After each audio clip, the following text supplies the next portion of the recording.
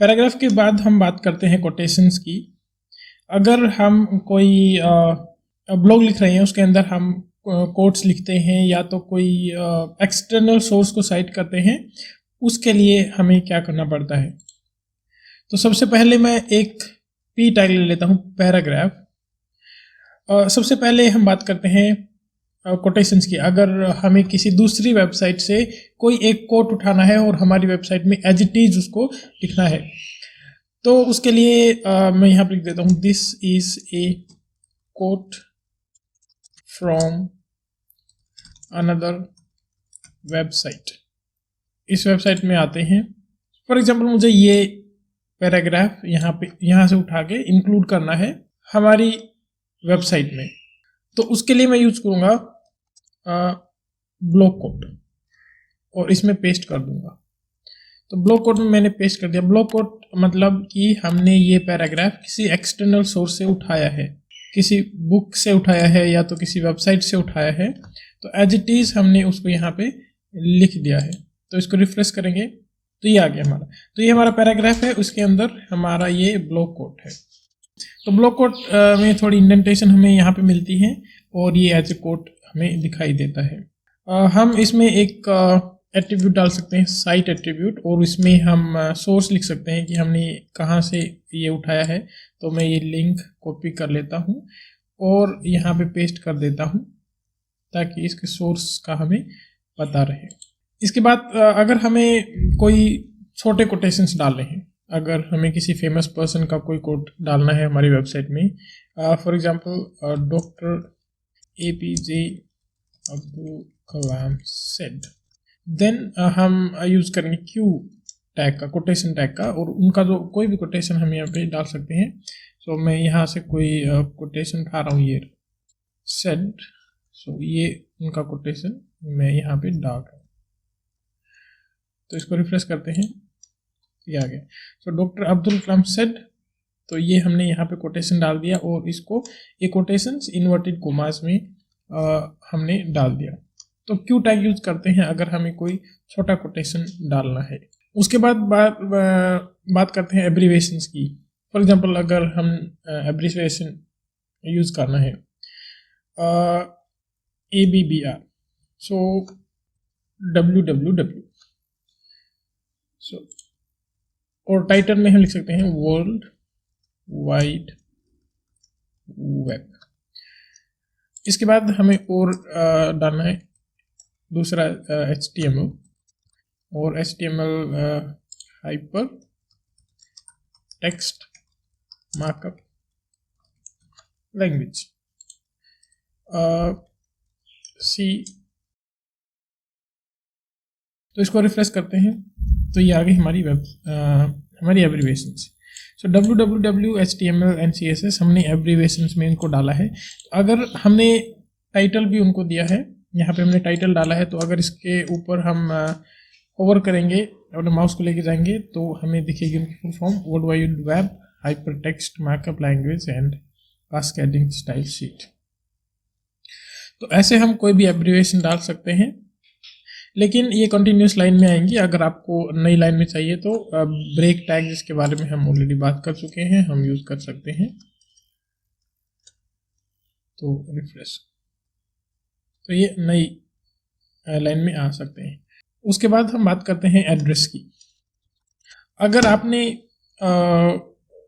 एक full page लिखा या तो कोई भी ब्लॉग लिखा, ब्लॉग के एंड में आपको देनी है आपकी डिटेल्स, आपको आपकी डिटेल्स इंक्लूड करनी है, ऑथर के बारे में कोई भी डिटेल्स, तो आप एड्रेस टैग का यूज कर सकते हैं।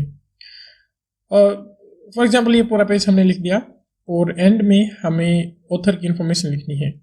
सो रिटन बाय, एंड में मेरा नाम डाल दूंगा हेमराज, एंड ब्रेक टैग डाल दूंगा ताकि नई लाइन में आए।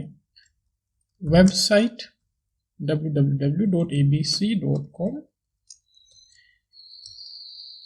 एंड और भी कुछ लिख सकते हैं, फेसबुक, कोई भी ऑथर के बारे में डिटेल, सो एट हेमराज, कुछ भी मैं यहाँ पे अपना नहीं डाल रहा, इंस्टाग्राम।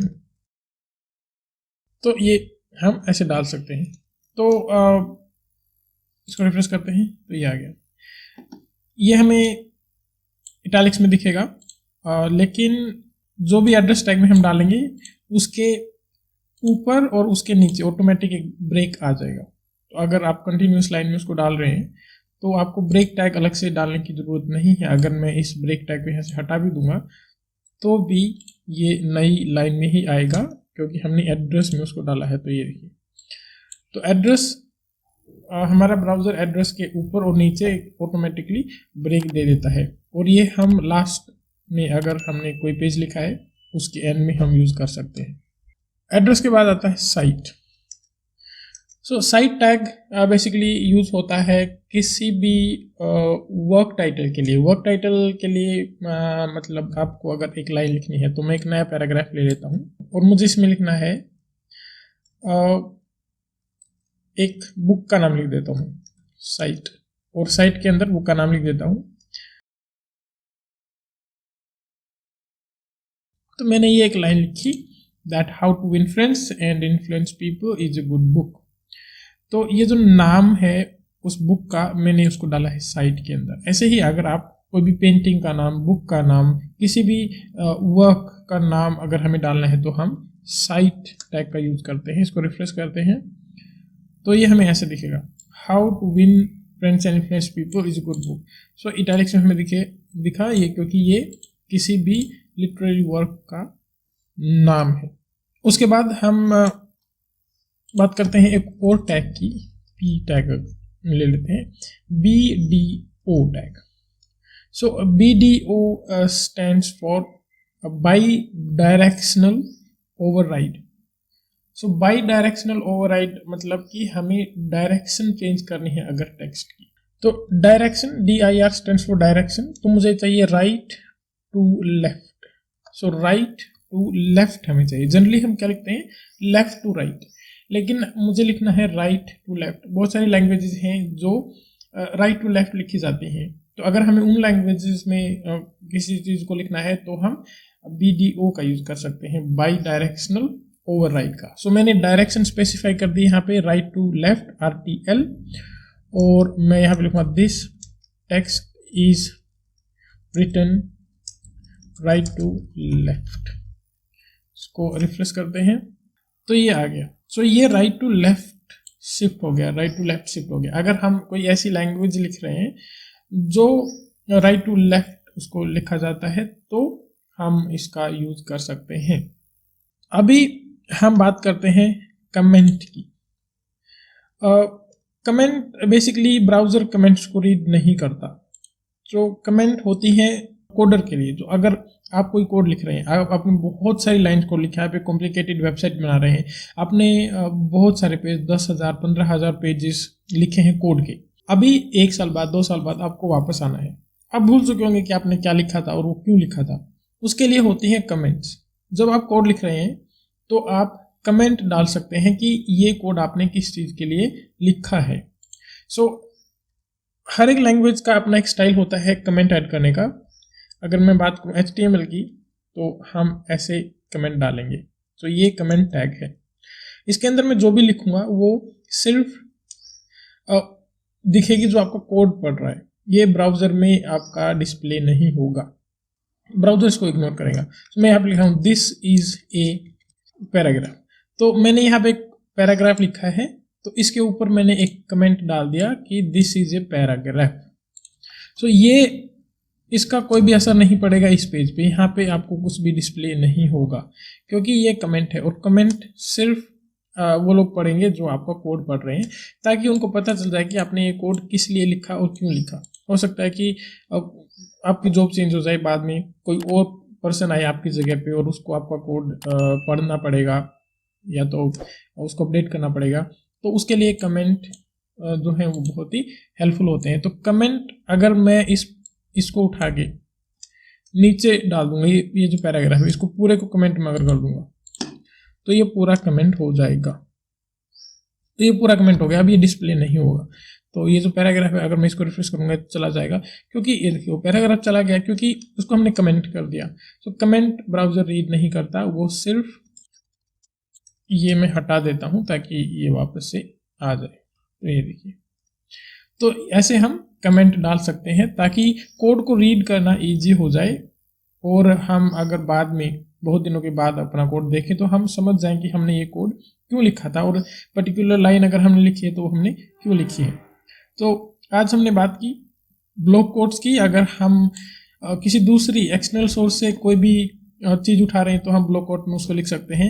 अगर हमें किसी फेमस पर्सन का कोड डालना है तो क्यू टैग का हम क्यू एलिमेंट का हम यूज कर सकते हैं कोड डालने के लिए।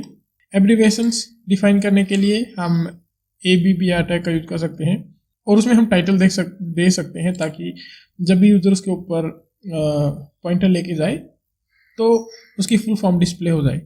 एड्रेस हम यूज कर सकते हैं पेज का ऑथर इन्फॉर्मेशन के बारे में। अगर आपने एक ब्लॉग लिखा और एंड में आपको ऑथर इन्फॉर्मेशन देनी है तो एड्रेस टैग का आप यूज करेंगे। उसके बाद साइट टैग, कोई भी लिटरेरी वर्क है, किसी चीज़ का टाइटल है, लिटरेरी वर्क का टाइटल है, तो आप साइट में लिख सकते हैं बुक टाइटल हो गया, मूवी टाइटल हो गया, कुछ भी ऐसा टाइटल। उसके बाद BDO बाई डायरेक्शनल ओवरराइड, अगर हमें टेक्स्ट की डायरेक्शन चेंज करनी है, अगर कोई ऐसी लैंग्वेज आप लिख रहे हैं जो राइट टू लेफ्ट लिखते हैं, टॉप टू बॉटम, या जो भी आपको डायरेक्शन चेंज करनी है तो BDO टैग का आप यूज़ कर सकते हैं, और उसमें आपको डायरेक्शन डिफाइन करनी होगी, ये कंपलसरी है। तो डायरेक्शन डिफाइन करेंगे तभी ये आपको डिस्प्ले होगा। तो इस वीडियो के लिए इतना ही, मिलते हैं अगले वीडियो में। अगर आपको ये वीडियो अच्छी लगी और आप HTML सीखना चाहते हैं तो please like this video, comment on this video. अगर आपको कुछ अच्छा नहीं लगा या तो मुझे कुछ इम्प्रूव करने की ज़रूरत है, और please subscribe my channel. Thank you.